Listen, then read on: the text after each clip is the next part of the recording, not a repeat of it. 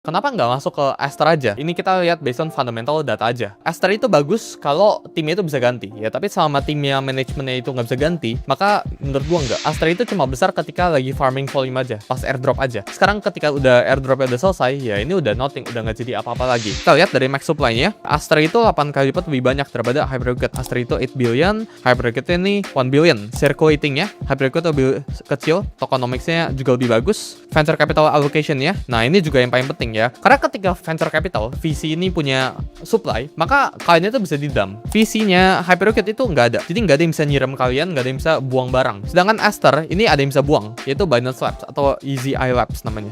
Team unlock-nya, ya ini udah distractional, udah segini yang ke-claim. Terusnya Aster, ini highly historical, buyback to burn. Nah ini juga salah satu hal yang penting. Hyperliquid ya, ketika mereka itu mendapatkan fee, 97% dari pendapatan Hyperliquid, ini di burn. 97% ini di buyback Hyperliquid. Sedangkan Aster ini buyback ini ada, tapi alokasinya itu nggak clear sama sekali. Kita juga lihat dari sisi building ya, dari sisi fundamental building dari exchange ya, perpetual DEX-nya. Dari native layer 1-nya ya, Hyperliquid ini custom build, Hyperliquid BFT namanya. Aster ini juga bikin Aster Chain namanya, baru launch. Order book-nya ini 200.000 orders per second ya, for reference Solana ini jauh di bawah ini. Aster ya ini on-chain dengan off-chain matching. Nah ini keuntungannya ini apa? Ini bisa dark chain namanya. Jadi orang-orang yang trading di Aster ke depannya ya, dijanjikan bisa masuk tanpa masuk ke blockchain ya. Jadi orang tuh bisa transaksi tanpa ketahuan. Smart contracts ini Hyper EVM, Aster ini multi chain bridging. Hyper EVM ini jauh lebih bagus. Kenapa? Karena orang itu bisa build di atas Hyper EVM ini. Ya baik banget program-program atau projects yang dibuild di atas Hyper EVM ini. Latency ya sub-second, ya ini juga variable karena ini multi chain sifatnya. Nah, battle tested ini juga salah satu hal yang penting ya buat awal-awal. Hyperliquid ini udah di battle test 2,5 tahun, udah live ya sebelum bener-bener tokennya itu launch. Sedangkan ya Aster ini baru kurang dari 1 tahun ya